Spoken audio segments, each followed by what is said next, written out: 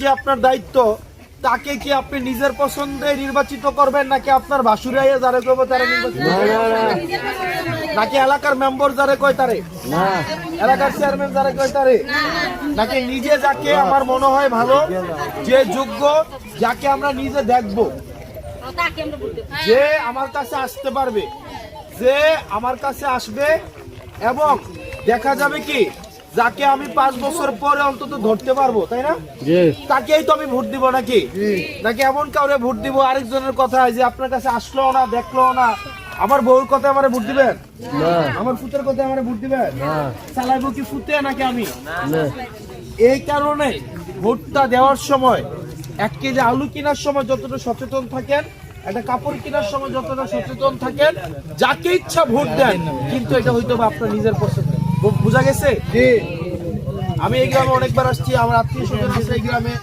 Salma madam রোদের চিনেন মনে হয়, সালমা ম্যাডাম ওই যে প্রাইমারি স্কুলের, উনি আমার খালা।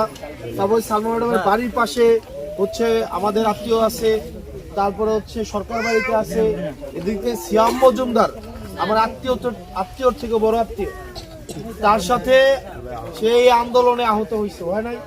তার জীবনটা হচ্ছে অলমোস্ট সচেতন সচেতন সচেতন নাকি সচেতন না? এবার আসেন, আপনারা দেখা যায় কি, আপনারা দেখা যায় আলু কেনার সময় নিজের পছন্দ কিনেন না নাকি আরেকজনের পছন্দ কিনেন? আপনারা যখন একটা কাপড় কিনেন বাজার থেকে 200 টাকা দিয়ে ওড়না কিনলো, এটা নিজে দেখে কিনেন না?